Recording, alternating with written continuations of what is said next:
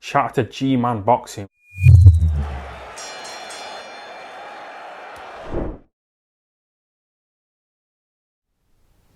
Alright people, review of the week time. So, plenty to talk about. 3 cards that took place over the weekend that we have to talk about some of the fights on. I think we'll start with the one that's freshest in people's minds, so to speak. We'll talk about the Chris Billam-Smith, Isaac Chamberlain. We'll run through some of the fights that happened on the card. Now, I didn't see every fight that was on there. I only seen 3 fights that was on this card. So I seen the Fraser Clark fight against Bracken Motte. This was Fraser Clark's second pro fight. He had a hand injury there recently. I think that was just after he fought on the Kell Brook Amir Khan card. So he's back out for the first time. He's 30 years old. I'm not expecting too much in the pro game from Fraser Clark, truth be told. I'm sure he'll get to a certain level, say British, European, but I really can't see him going much further than that. Yes, he stopped Bracken Motte in a couple of rounds, and he's only recently just gone the distance with Big Farmer, Jarrell Big Farmer Miller, only last month I think it was. So, he's done a better job than him. But Bracken Motte has never been the most durable. He's never in particularly good shape. Truth be told, he's always actually in horrific shape. So Fraser Clark went in there, got the stoppage over him. But again, I'm reserving judgment on Fraser Clark. I don't see him going massively far as a pro, truth be told. The one fighter who I was keen on seeing on this card was Ben Whittaker. I was interested to see Ben Whittaker. I think he was meant to fight at the start of July. Do you remember when Hughie Fury was meant to fight Michael Hunter? That fight, that's just dead. We haven't heard anything about that. But they obviously moved him back onto this card. He's obviously an Anthony Joshua managed fighter. So that's one thing I'm kind of a bit... I don't know. I just find that weird that he's an Anthony Joshua managed fighter, but Joshua is now a Dazn fighter. Now I'm sure that probably won't hinder him. I wouldn't imagine it would anyway. But I just do find that weird that he's not on AJ's platform, but he's an AJ managed fighter. Now he got his win over Greg O'Neill. It was a good shot. It was a 1-punch knockout. I think Ben Whittaker has a lot of potential. There's 2 people who've turned over from the recent Olympics. The team just gone. And I've said it once, I'll say it again. I think that this crop, the Tokyo 2020, they look a lot better. There's more, you see more potential with some of the guys, like Pat McCormick, especially Ben Whittaker, than you do from the Rio squad. I've said that before. It looks a lot more in depth. The squad just look a lot better. They just, even in the Olympic Games, Yafai, Whittaker, McCormick, they just seem just so much more polished. They just seem a lot better than the Rio squad. The Rio squad really didn't. Ironically, the one from the Rio squad who did the worst, which I didn't think he'd do very well in the pro games, was Lawrence Okoli, doing pretty well for himself. And the one I thought would do the best, who's Joshua Buatsi, is still just languishing, so it's a weird one. But Ben Whittaker, I could see him being a bit of a Marmite character. They did say that on Sky. Now, I actually quite like him. I don't mind him. I think he's, definitely looks to have some decent athleticism, decent skill there. But I can see people not liking him. I can see him being a bit like a James DeGale in a sense that his arrogance might rub people up the wrong way. I suppose I shouldn't say arrogance, probably confidence is a better word, would rub people up the wrong way. I can see that happening. He did it against Greg O'Neill. I didn't expect much from Greg O'Neill. I've seen him before against Felix Cash look terrible. So I think Ben Whittaker can already say, we can move him past guys like this straight away. The main event, which was Isaac Chamberlain versus Chris Billam-Smith. I've actually recently just found out that Chamberlain suffered a broken orbital bone in the 3rd round. Now, I did say that it was a bad swelling on his eye, but I didn't realise that. He actually went on Twitter and said, broke my orbital bone in round 3 and fought to the end. Are you willing to die for this? ? I'm built for this. I'll be back. Credit to Isaac Chamberlain. A lot of fighters wouldn't have. I think we know who we're talking about there wouldn't have. Ben Davison, don't mention the war, have quit over injuries like that. And Isaac Chamberlain, you could tell late on down the fight he was letting that fight slip away. And obviously if you're dealing with something like that, you could understand it. And credit to him for sticking through it, because he absolutely put on, him and Chris Billam-Smith to their credit, put on a tremendous show. I thought that the atmosphere in Bournemouth was phenomenal. It was fantastic. I really enjoyed it. I thought it was a great atmosphere in Bournemouth. I really, truly did. I really enjoyed that card. And again, I said the atmosphere there was just cracking. More cards down the south. Just Bournemouth, I've never been, and I'd love to go to the south of the UK. Bournemouth, Winchester, places like that. I'd love to go and see them places just to see them, not even to see fights. But if there's going to be fights down there more regularly, which I'm hoping that this may be the start of seeing it more regularly down there, then I'm all for it. I'll look to try and get to some of them. Because it looked absolutely, like, not even in the arena, just Bournemouth itself just looked lovely. It just looks like a really nice place. So definitely kind of, Bournemouth, Winchester, places like that, more southern, kind of Hampshire and places like that. Yeah, it's got to be a good place to watch some boxing, but they look lovely places to be. There was also another card on, which was up in the north of the UK in Newcastle, which was headlined. Well, actually, it wasn't headlined by Josh Gill. Pat McCormick was on last in a pretty much empty arena. Yeah, I think Pat McCormick is better than that, to be shown headlining in a virtually... Well, was he even headlining? I mean, you could say it was kind of a filler after the fact, but it was after midnight when he fought. He got rid of this guy, Dimitri Trenel, in a round.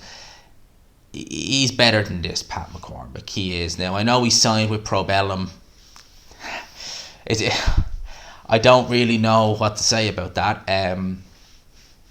Probellum, at one point, and I'll hold my hands up, I would have said Probellum is a great move for a fighter, because they were making moves. That they were making moves in the sport. They really were. Obviously, associations that they have, without going into too much detail, have kind of put a black mark over their name. I mean, they had a deal with Eurosport, which I believe, maybe it's not now, but at one point was free in the UK. I don't know if it still is or not, but they would have had a platform to build these fighters. They were putting regular shows on, whereas now when Probellum do put a show on, it's on their website. They've no TV deal, because they cut that TV deal pretty sharply after certain things came to the front. And obviously Probellum would say that they're not. And again, I'm not going into too much detail, because obviously there's been issues with Ben Shalom and things like that over this. But I think kind of like people kind of know, or put two and two together with Probellum. So look, at the time I would have said great move, but now it's kind of like, oh yeah, what can you do really? The main event was Josh Kelly versus Lucas Bryan Ariel Brasadita, who was the third best. And I bear this in mind, right? This is the fall from grace Josh Kelly's had. For me, if anyone who's watched my videos for a long period of time will know I never rated Josh Kelly. So for me, it's not exactly surprising to see him. It was a terrible fight, and Josh Kelly won it, but it was very competitive. I mean, one judge only had Kelly winning by a round, and this is against the third best super middleweight in Argentina. He's the 64th best in the world according to BoxRec, and Josh Kelly really didn't look good at all in there. I mean, he's next in line to face Troy Williamson for the British heavyweight, I was going to say British super welterweight title. I think Josh Kelly is going to get absolutely battered against Troy Williamson. Yeah, Troy Williamson can be outboxed, but he's way bigger than Kelly. He hits way harder. Kelly, I said this from the early days of Josh Kelly. I seen Josh Kelly on his pro debut, and I have nothing against Josh Kelly as a person. I don't know him, and he seems an okay guy. A little bit out there, certainly a few years ago, he was a little bit out there in some of the things he was kind of coming out with. I remember Conor Benn saying that when he met him backstage, he was kind of weird almost. Like, he was just talking about destiny and stuff like that. And Conor Benn, I think he was saying, it was almost like he was speaking, I don't know, in a dream world almost. But he does seem an okay guy. But I remember watching his debut.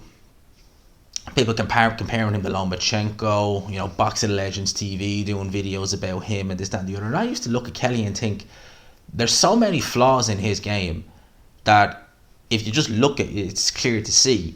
But his athleticism and his speed has a lot of people looking the other way. I compared him to a magician. A magician is always getting you to look the other way from which way the trick is being played. So he's always getting you to look this way while he does the trick this way. And I said, it's a bit like Josh Kelly. Everyone was looking at the athleticism, even Adam Booth, without looking at the holes in his game, which were there for everyone to see. I mean, you could see it even in his pro debut when he was fighting absolute nobodies. And the fact that they were able to pressure Kelly a bit, they were able to land on Kelly a bit. And, you see the slickness, but there were so many times he was defensive, he had defensive lapses. This was a guy who was outboxed by Yulushinov, I can't think of his name there. Yulushinov in the amateurs, and I said, as well as that, he doesn't have the punching power or the arm length to fight that style. That kind of movement / ambush, kind of Roy Jones athleticism-esque style. He has the athleticism, but doesn't have the arm length nor the punching power to fight that style. So I always kind of felt that the minute he gets in there with anyone decent, he is going to get battered. And that's exactly what happened against David Avanesian, and he's not really come back from that, so to speak. And I think against Williamson it's going to be just as bad, because I think Williamson has natural size, and I think he's just an all-round bigger guy. I really do. And speaking of Avanesian, he's got a European title fight coming up.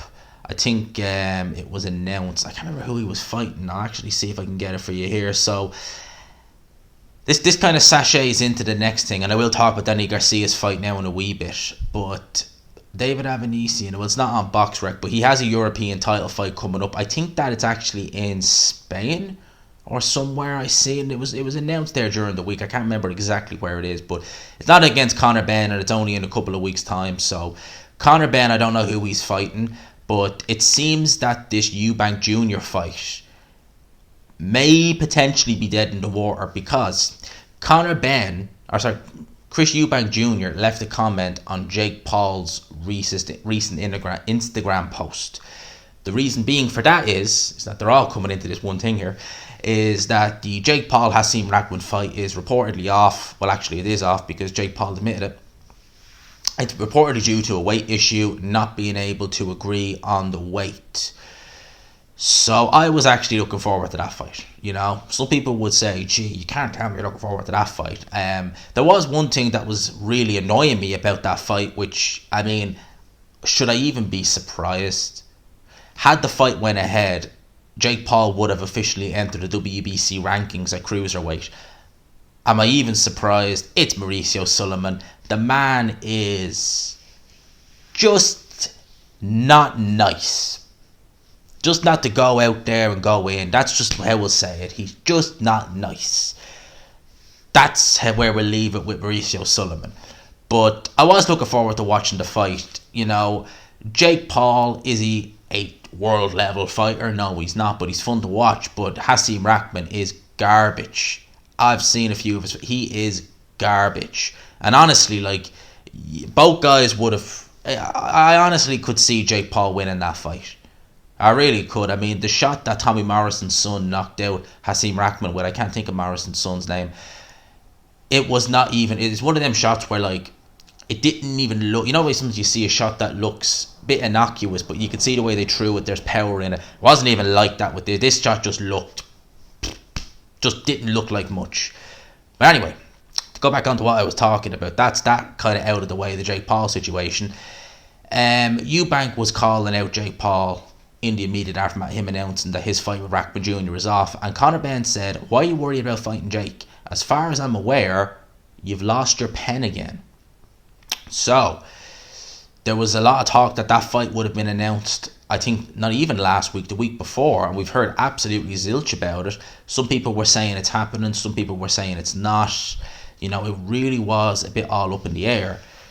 It appears now as though the fight isn't happening.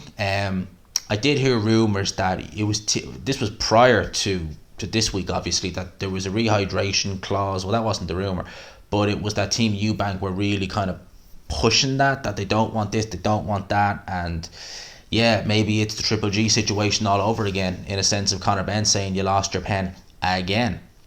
And I knew I seen David Avanesian was making a title defence. Yes, he's making a defence, just to go back onto this, against Jean Miguel in Spain, after Miguel's team won the purse bid, Carl Grievous announced. So it probably won't be Ben versus Avanesian. So I mean, if Conor Benn is fighting, because Eddie Hearn has stated that he's fighting on the 8th of October in the O2. Well, who will it be then?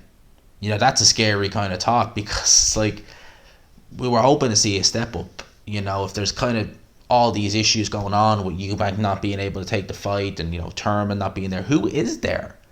realistically, who is there for him to take the fight? Answers on a postcard. I just hope we don't see someone, because I heard people saying a few weeks, maybe it was months ago, saying Terry Flanagan. I was like, please, God, tell me no. Please don't tell me it's not Terry Flanagan. But it wouldn't surprise me at this stage. God only knows who it'll be. Speaking of Keith Thurman, Danny Garcia, he made his debut at 154 pounds last night. So Danny Garcia got a win over Jose Benavidez Jr., who hasn't had a win in quite a few years. And honestly, he gave as good as he got. Danny Garcia definitely won the fight. It was a majority decision. But Benavidez, on the morning of the fight, was weighed in by PBC. Now, Danny Garcia has never fought. Danny Garcia, his best days were 140. At welterweight, he was a decent size, but at 154, he weighed 152 pounds for this fight, so he's obviously not struggling to make the weight. Benavidez weighed 172 pounds the morning of the fight. He weighed 153 at the weigh-in, so he put on, as nearest makes no difference, 20 pounds overnight. Danny Garcia is going to struggle at 154 pounds. He really will. And on the undercard, we saw Adam Kalnacki. Now, I've said this once, I'll say it again, was never really sold on Adam Kalnacki, never really rated him too highly. I always felt that he had so many flaws in his game, but people somehow rated him. He takes another L against Ali Ern Diamanze, I think is how you pronounce that name. I'm probably saying that name wrong. His only loss was to F.A. Ajagba. He actually stopped Gerald Washington at the start of this year. Gerald Washington getting stopped, we've seen that before. He's got wins over Sakalowski, Kevin Johnson over 8, and now a win over Kalnacki.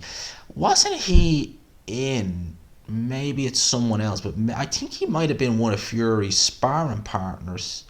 Or was he one of Dillian Whyte's sparring partners for the Fury fight? I'm not too sure about that. His name certainly rings a bell. But he got a win over Adam Kalnacki on points. Kalnacki's not looked the same since the first Hellenius loss. And also we saw Gary Anton Russell against Rhesus Bartholomew. Now, this fight.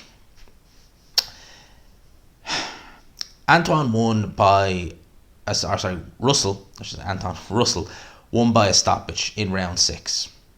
He landed a good left hook on Rhesus Bartholomew and dropped him. Now, the referee waved it off. Bartholomew looked fine, was up at the count of 3, looked perfectly cognizant, legs were there, everything was there, but somehow he felt compelled to wave the fight off. One of the worst stoppages I've seen in many, many years. That's right up there. It was a terrible stoppage. I don't know what the referee was thinking. And it wasn't like Bartholomew was taking a beating or anything in there. He was caught with a good shot, but he was up at the count of 3. He was fine. Could have easily continued. And the referee waved it off. Crazy. Now, if boxing was fair, we'd see this fight next. The EBU have ordered Joshua Buatsi versus Billam-Smith for the vacant European light heavyweight title. Purse bids on August the 11th. Unlikely. Smith set to fight in WBC Eliminator and Buatsi in the running for Bivol. I would love that fight. I think that's a very good fight, but of course, as it's stated there, we ain't going to see that fight. Unfortunately. I'd love to see it. Johnny Nelson, and this is an interesting one, asked about a fantasy fight between himself and Alexander Usyk by Boxing Social. Johnny Nelson, the man who said Tony Bellew was technically better than Usyk, the man who said James Tennyson would knock out Gervonta Davis. What else did he say? That Kell Brook would destroy Triple G, amongst other things. The list of Johnny Nelson's claims is endless. It really is. He has stated that I would have beaten him. I'd have outboxed him. I think it would have been pretty easy. I'd have outboxed him. Now, easy for us to say from the outside looking in. It is easy to say from the outside looking in. However, you aren't going to turn around as a fighter, as a boxer, especially a world level fighter like Johnny Nelson was. You're not going to turn around and say, he beat me, he's better than me. You're just not going to do that. So, in that sense, you kind of have to say, I expect him to say that. None of us would pick. If you talk about prime for prime, Johnny Nelson in his heyday, going in there against Alexander Usyk, who would win? Johnny Nelson could be... I'd say he'd probably bring him the distance. I don't think he'd stop Johnny Nelson. But Usyk would beat Johnny Nelson, in my opinion. Beat him fairly straightforward. Probably beat him on points in a 10-2 type of fight. Johnny Nelson is not going to say... He's not going to think like us. He's not going to turn around and say, oh, Usyk would have beaten me. As far as Johnny Nelson's concerned, and I'm sure it's like this for every world level fighter, they would have beaten the best of any era. So I'm sure Johnny Nelson, if you said you and David Haye, he'd say he'd beat David Haye. And I'm sure David Haye would say him versus Johnny Nelson, he'd beat Johnny Nelson. So, people get peeved off about them kind of things, but you got to look at it from the fighter's point of view. He's not going to turn around Johnny Nelson, the proud man, and say, Usyk's better than me, he's going to beat me. I wouldn't expect him to. I'd be worried if, well, obviously he's not a fighter now, but I wouldn't expect him to say that. Not a chance. Not a chance. This is where I was saying Eddie Hearn did state just a couple of days ago that there's still ongoing talks for Eubank versus Benn, but there's no deal done yet. But he did reiterate that Conor Benn will be fighting on the 8th of October. So Conor Benn will be fighting the 8th of October. He also declared that Anthony Joshua's next fight after the Alexander Usyk fight will be in December. The one thing he wants more than anything is to be active. December will be his next fight. Now I wonder if that, because he didn't specify if that's win or lose. So win or lose, will AJ be fighting in December? Because if he loses and he loses bad to Usyk, which some people are expecting, I can't see him being out in December. I can't envisage AJ having an easy fight with Usyk, win or lose, to be able to be out in December. And if he did go out in December, I mean, who would he go in there with? I mean, really. And we'll end it with this, and this is an interesting one that I want to talk about here. Eddie Hearn in an IFL interview revealed that Dillian Whyte has received offers from Dazn, Sky and BT Sports. Hopefully he chooses to finish his career with us.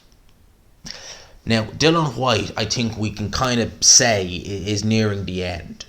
I think that's fair to say that he's nearing the end. Punch resistance seems to be pretty much gone, and a lot of fighters will fancy it against Dillian Whyte, will fancy their chances against him. And I think that a lot of promoters see that. So when you see those three offers, realistically, if I was advising, obviously I want to know what fights are on the table, but if I was advising Dillian Whyte, I know he's self-managed, I would seriously, strongly consider Dazn. I would, because I tell you why. You go to BT Sport, right? And I can't see him doing it because obviously him and Frank Warren didn't exactly endear himself to Dillian Whyte in the build-up to and everything to do with the Tyson Fury fight. But I can imagine that Frank Warren has one fight on his mind for Dillian Whyte, and that's Dillian Whyte against Daniel Dubois. He wants to build Daniel Dubois, or potentially Joe Joyce as well, but probably more so Dubois because Dubois has a title, a regular title. And I can imagine that is what Frank Warren is looking at. So I'm sure he's thinking, I might get out the checkbook, but I'm confident Daniel will beat Dillian. That's a win. That's a good name. That's going to bring my guy further up. Might even do it on pay-per-view. Who knows? So that's probably what Frank Warren's looking at. Vice versa, Ben Shalom. Joe Parker has recently signed with Sky Sports. He's actually been teasing a fight announcement for Joseph Parker. I mean, God knows who it's going to be, because he's not really got much there in the way of options. Certainly not a Huey Fury rematch, please God, no. But obviously they'd love to do Parker versus Whyte too. Now at this stage, and even prior to the Povetkin loss and the Fury loss, I always would have given Parker a good shot. I probably would have picked Parker to win a rematch with Dillian Whyte because I think he could have adjusted. Now I definitely pick him. Every day of the week, twice on a Sunday, I pick Joe Parker over Dillian Whyte. And I think that Ben Shalom sees Joseph Parker. Frank Warren recently said at the press conference for the Joe Joyce fight that he sees that Sky and Ben Shalom see Parker as the next Joshua. I don't think they do, but they definitely see him as someone who can bring them some big shows. And with the right dance partner, he certainly could. Maybe they're looking to get Dillian Whyte in there. They fancy Dillian Whyte. They fancy Joseph Parker's chances because they think, look, Dillian Whyte's shot. His punch resistance is certainly. Joe Parker can hit pretty hard. Joe Parker should win the fight. Now, last option, Dazn. If you're looking to make money, Dazn, potentially they would look. And I don't really know if I would even want it. Well, maybe I would, because both guys are probably regressed enough. But what would Eddie Hearn put Dillian Whyte in if he got the chance? Of course, he'd be looking to do Chisora Whyte 3. And I'd probably pick Dillian Whyte to win that fight. You know, do I want to see... At the end of the day, Chisora just keeps on chugging along. I mean, it's quite... for him, an L doesn't matter. He's 12 losses, but he can still headline the O2. And I'm sure, genuinely, that fight probably would still do quite good at the O2. Seriously, I mean, the build-up, that fight would probably still do good at the O2. And it's a much more winnable fight, in my opinion, for Dillian Whyte than a Joseph Parker, than a Joe Joyce, than a Daniel Dubois. Much more winnable fight going in there against Derek Chisora.